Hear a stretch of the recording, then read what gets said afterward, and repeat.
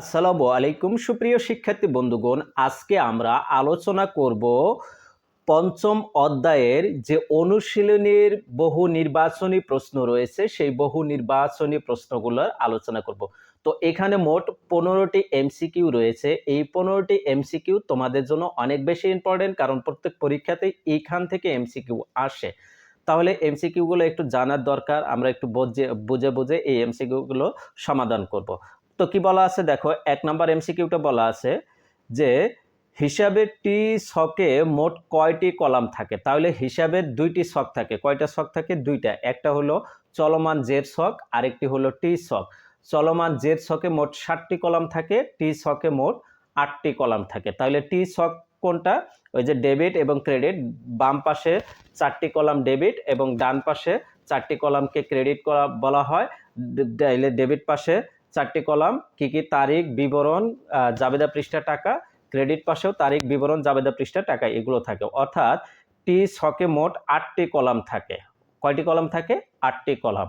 আর যদি চলমান জের ছকের কয়টি কলাম থাকে সেটা চাইতো, তাহলে 7টি হইতো। বুঝতে পারিছো?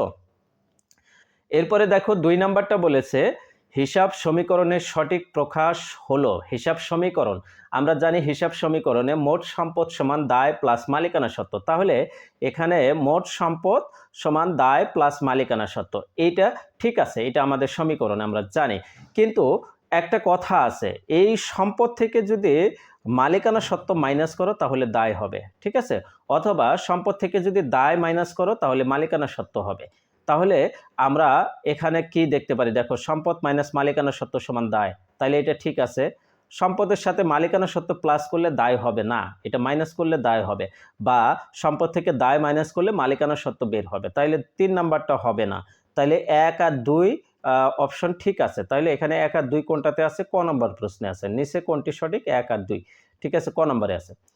কোন হিসাবের মোট ডেবিট ও মোট ক্রেডিট টাকার পার্থক্যকে কি বলা হয়? কোনো হিসাবের মোট ডেবিট এবং ক্রেডিট টাকার পার্থক্যকে বলা হয় উদ্বৃত্ত। কি বলা হয়? উদ্বৃত্ত, ঠিক আছে? ব্যালেন্স, যেটাকে ব্যালেন্স বলা হয়। ওকে, ডেবিট এবং ক্রেডিটের পার্থক্যকে উদ্বৃত্ত বলে। প্রাপ্য হিসাব কোন শ্রেণীর হিসাব? এটি তোমরা বলো তো, তোমাদেরকে উপর এটা দিয়ে দিলাম, দেখি কে কে বলতে পারো। যদি কেউ না বলতে পারো তাহলে তোমাদের নাকশা একদম সরল যোগেতে দিয়ে দিব, হ্যাঁ? কারণ আমি কোনটি কোন ধরনের হিসাব, ব্যাংক হিসাব কোন শ্রেণীর, তারপরে নগদান হিসাব কোন শ্রেণীর, প্রাপ্য হিসাব বা দেনাদার হিসাব কোন শ্রেণীর, প্রদেয় হিসাব কোন শ্রেণীর, এগুলো কিন্তু আমি ধরে ধরে বিশ্লেষণ করে তোমাদেরকে শিখাইছি, তোমাদের পারার কথা, ঠিক আছে? তাহলে প্রাপ্য হিসাব বা দেনাদার একই জিনিস। প্রাপ্য হিসাব বা দেনাদার এরা হলো সম্পদ শ্রেণী। কোন শ্রেণী? সম্পদ শ্রেণী। তাহলে এটা সম্পদ শ্রেণী হবে। একই শ্রেণীভুক্ত হিসাবগুলো হলো, দেখো একই শ্রেণীভুক্ত, এখানে অপশনগুলো আগে দেখবা, দেখে যে একই কাতারে কোনগুলো পড়ে। দেখো, বেতন একটা ব্যয়, বিজ্ঞাপন একটা আয়, বিক্রয় একটি আয়, বিজ্ঞাপন একটা ব্যয়। তাইলে বেতন আর বিজ্ঞাপন একই শ্রেণীভুক্ত, এই দুইটা কিন্তু একই শ্রেণীভুক্ত, মানে এই দুইটা ব্যয় আর বিক্রয় হলো আয়, উল্টা। তাহলে এখানে একই শ্রেণীভুক্ত দুইটি আছে অপশন, 1 আর 3। 1 আর 3 কোথায় আছে? খ নম্বর অপশনে আছে। তাহলে খ নম্বর এটি আনসার। এরপরে 6 নম্বর এমসিকিউটা দেখব। লেনদেনের সাথে সংশ্লিষ্ট হিসাব খাত ক্রেডিট হয়। ক্রেডিট কখন হয়? ক্রেডিট হয়, আমরা জানি সম্পদ বৃদ্ধি পাইলে ডেবিট হয়, তাহলে এটা হবে না। ওকে, মালিকানা সত্ত্ব বৃদ্ধি পাইলে ক্রেডিট হয়, এটা ঠিক আছে। খরচ বৃদ্ধি পেলে ডেবিট হয়, খরচ হ্রাস পেলে ক্রেডিট হয়, তাহলে এখানে খরচ হ্রাস আছে, তাহলে এটাও ঠিক আছে। তাহলে এটির অপশন হবে 2 আর 3। 2 আর 3 কোথায় আছে? গ নম্বরে আছে, ঠিক আছে? তাইলে এটির অ্যান্সার হবে 2 আর 3। ওকে, তারপরে 7 নম্বরটা দেখি। প্রতিষ্ঠানের প্রতিটি খাতের ক্রমাগত পরিবর্তন ও নিট পরিমাণ জানার জন্য কোনটি প্রস্তুত করা হয়? তাইলে প্রতিটি খাতের ক্রমাগত পরিবর্তন এবং নিট পরিমাণ জানার জন্য হিসাব প্রস্তুত করা হয়। কি করা হয়? হিসাব প্রস্তুত করা হয়, ঠিক আছে? তাইলে এটি হিসাব হবে। এটার আনসার কি হবে? হিসাব। প্রতিষ্ঠানে অলস অর্থ দ্বারা শেয়ার, ঋণপত্র ও বন্ড ক্রয় করলে কোন হিসাবে লিখতে হয়? শেয়ার, ঋণপত্র বা বন্ড ক্রয় করলে বিনিয়োগ হিসাবে লিখতে হয়। কি হিসাবে লিখতে হয়? বিনিয়োগ হিসাবে। তাহলে এটি বিনিয়োগ হিসাব হবে। ওকে, এটা বিনিয়োগ হিসাব হবে। এরপরে 9 নম্বর এমসিকিউটি দেখো, কি বলা আছে? চলমান জের ছকের কখন হিসাবের উদ্বৃত্ত নির্ণয় করা হয়? চলমান জের ছকে দেখো এখানে অপশন দেওয়া আছে প্রতি সপ্তাহ শেষে, প্রতি মাস শেষে, প্রতি দিন শেষে, প্রতিটি লেনদেন লিপিবদ্ধের পরে। তোমরা বলো তো চলমান জের শখের সুবিধা কি? চলমান জের শখের সুবিধা হলো প্রতিটি লেনদেন লিপিবদ্ধকরণের পর পরে এর উদ্বৃত্ত জানা যায় বা এর ব্যালেন্স জানা যায়। তাহলে এটার আনসার হবে গ নাম্বার, প্রতিটি লেনদেন লিপিবদ্ধের পর। ওকে, হিসাব সমীকরণ অনুযায়ী হিসাব কত প্রকার? হিসাব সমীকরণ অনুযায়ী হিসাব 5 প্রকার। কি কি? সম্পদ, দায়, আয়, ব্যয়, মালিকানা সত্ত্ব।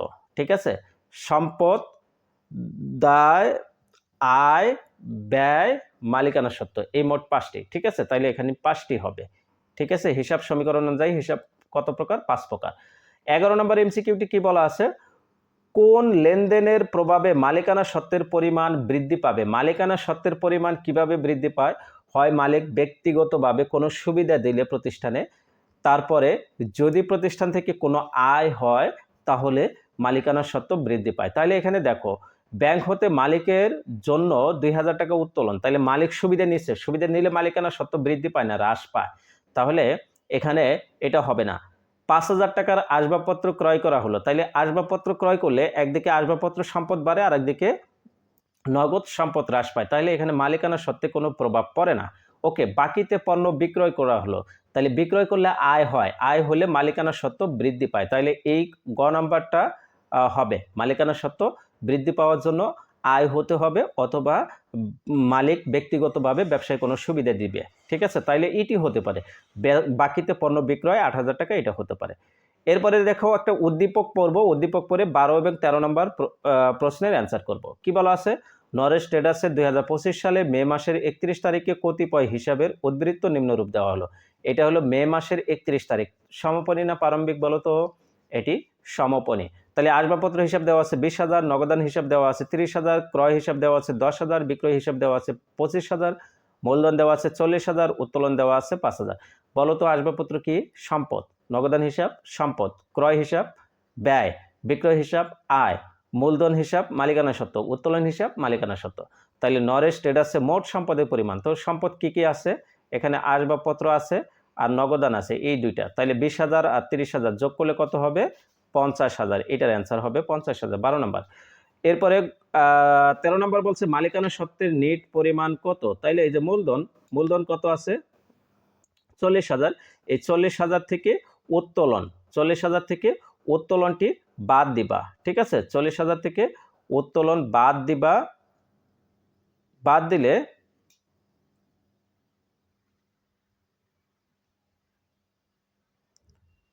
আচ্ছা দেখো মালিকানা সত্ত্বের পরিমাণ, এখানে আসলে মানে একটু মেকানিজম আছে, সেটা হলো মূলধনের সাথে যদি আয় যোগ করো, ব্যয় বিয়োগ করো এবং উত্তোলন বাদ দাও তাহলে কিন্তু একটা রেজাল্ট দাঁড়াবে। তো এখানে দুইটা রেজাল্ট হওয়ার সম্ভাবনা আছে। মূলধন যদি আয় এবং ব্যয়ও সমন্বয় করো মালিকানা সত্ত্বের সাথে, ঠিক আছে, তাহলে মালিকানা সত্ত্বের সাথে আয় ব্যয় সমন্বয় করতে হবে। তাহলে এটা নিট পরিমাণ কত হবে? দেখো এই 40,000, 40,000-এর সাথে আয় যোগ করবা, আয় কত আছে? বিক্রয় কত? 65,000, 25,000, 40 আর 25 যোগ করলে কত হবে? 65,000। ঠিক আছে, এই 65,000 থেকে ব্যয় বাদ দিব, ব্যয় ক্রয় আছে কত? 10,000, তাহলে 65,000 থেকে 10,000 বাদ দিলে কত হয়? এটা হবে 60,000। ঠিক আছে, এই 60,000 থেকে আমরা যদি সরি 55,000 হবে, 65,000 থেকে 10,000 বাদ দিলে 55,000, 55,000 থেকে উত্তোলন 5,000 মাইনাস করলে 50,000 টাকা রেজাল্ট হয়। তাহলে মালিকানা সত্ত্বের নেট পরিমাণ 50,000 টাকা।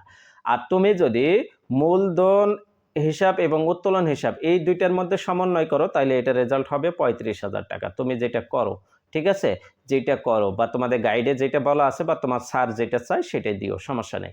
তবে আমার দৃষ্টিতে এটি নিট মালিকানা সত্ত্বের নিট পরিমাণ 50,000 টাকা, এইটাই অ্যান্সার হবে। কারণ এখানে মে মাসের 31 তারিখে হিসাবটা দেওয়া আছে, তার মানে সমাপনী হিসাব দেওয়া আছে। সমাপনীতে আয় এবং ব্যয়ের হিসাব থাকে না, আয় ব্যয় ক্লোজ করে দিতে হয়, সেটি মূলধনে কনভার্ট করতে হয়। এই জন্য এটির অ্যান্সার 50,000 টাকা হবে। ঠিক আছে, তো তোমার টিচার অনেক সময় 35,000 টাকা বলবে, তুমি 35,000 টাকা যদি বলে তাহলে মেনে নিও, সমস্যা নেই। ঠিক আছে, এরপরে দেখো 14 এবং 15 নম্বরে এমসিকিউ এর অ্যান্সার দিব একটা উদ্দীপক পড়ে। উদ্দীপকে কি বলা আছে? জনাব জাহিদ 2025 সালে 1 জানুয়ারি নগদ 2 লক্ষ টাকা, 20,000 টাকার প্রাইজ বন্ড ও 25,000 টাকা ঋণ নিয়ে জাহিদ ট্রেডার্স নামে ব্যবসা শুরু করেন। ঠিক আছে, ওকে, 31 জানুয়ারি কর্মচারীদের 5,000 টাকা বেতন পরিশোধ করেন। তাহলে জাহিদ ট্রেডার্সের প্রারম্ভিক মূলধনের পরিমাণ কত? প্রারম্ভিক মূলধন হলো এই যে নগদ যে টাকাটা নিল এবং 20,000 টাকার প্রাইজ বন্ড নিল এবং 25,000 টাকার ঋণ নিল। দেখো 25,000 টাকা ঋণ যখন নিয়েছে তখন একদিকে নগদ টাকা পেয়েছে আর একদিকে ঋণ হয়েছে। তাইলে নগদ 2 লাখ আর 25,000 ঋণের নগদ পেয়েছে। তাহলে মোট নগদ কিন্তু 2,25,000। এই 2,25,000-এর সাথে প্রাইজ বন্ড এটা একটা বিনিয়োগ, ঠিক আছে? এইটা 20,000 টাকা এটাও যোগ করতে হবে। তাহলে মোট সম্পদ থেকে মোট দায় বাদ দিবা। তাহলে 2,25,000 থেকে 25,000-এর সাথে 20,000 যোগ করবা, 2,45,000 হবে। এই 2,45,000 থেকে দায় মাইনাস করলে মালিকানা সত্ত্ব বের হয়। সম্পদ থেকে দায় মাইনাস করলে মালিকানা সত্ত্ব বের হয়। তাহলে 25,000 বাদ দিলে 2,20,000 টাকা হবে। তাহলে জাহিদ ট্রেডার্সের প্রারম্ভিক মূলধন 2,20,000 টাকা। ঠিক আছে? আলটিমেটলি আরেকটি সহজ পদ্ধতি, এটি কোনো বৈজ্ঞানিক পদ্ধতি নয়, এটি মানে একটা কৌশলিক পদ্ধতি। সেটি হলো যে যদি কোনো দায় থাকে তাহলে দায় বাদ দিয়ে, দায় মনে করো যে নেই, বাদ দিয়ে যত প্রকার সম্পদ থাকবে যা যা নিয়ে ব্যবসা শুরু করছে সেগুলোই হলো প্রারম্ভিক মূলধন। নগদ 20,000 টাকা আর প্রাইজ বন্ড 20,000 টাকা, নগদ 2 লক্ষ টাকা আর প্রাইজ বন্ড 20,000 টাকা, এই মোট 2,20,000 টাকা সম্পদ নিয়ে ব্যবসা শুরু করছে, এটি হলো প্রারম্ভিক মূলধন। ঠিক আছে? ওকে। আর বৈজ্ঞানিক পদ্ধতি হলো যেহেতু এটি 25,000 টাকা ঋণ নিছে, তো এই ঋণটা তো নগদে নিয়ে আসছে, এখানে তো নগদ ক্যাশ পাইছে সেতে, তাই না? এই জন্য নগদের সাথে এটা প্লাস হবে। আবার এই ঋণ তো দায় হিসেবে আবার মাইনাস হয়ে যাবে সম্পদ থেকে। ঠিক আছে? ওই আলটিমেটলি রেজাল্ট এটাই আসবে। উপযুক্ত 5,000 টাকা লেনদেনের ফলে হিসাব সমীকরণে দেখো 5,000 টাকা কর্মচারীদের বেতন দিয়েছে। তো বেতন দিলে একদিকে মালিকানা সত্ত্ব বৃদ্ধি পায়, অপরদিকে কি হয়, বেতন পরিশোধ এটা হলো ব্যয়। একদিকে ব্যয় বৃদ্ধি পাইছে, অপরদিকে ব্যয় বৃদ্ধি পাইলে মালিকানা সত্ত্ব হ্রাস পাবে। তাইলে এখানে এ উপাদান হ্রাস পাবে। কর্মচারীদের বেতন যখন পরিশোধ করেছে তখন নগদ টাকা চলে গেছে, হ্যাঁ এর উপাদান হ্রাস পাবে, কারণ নগদ তো সম্পদ তো এটা হ্রাস পাবে। অপরদিকে বেতন যেহেতু পরিশোধ করেছো, বেতন এটা কি ব্যয় হলে মালিকানা সত্ত্ব উপাদান হ্রাস পাবে। তাহলে এটাও ঠিক আছে। তাহলে এটার অ্যান্সার হবে 1 ও 3। কোথায় আছে? খ নম্বরে।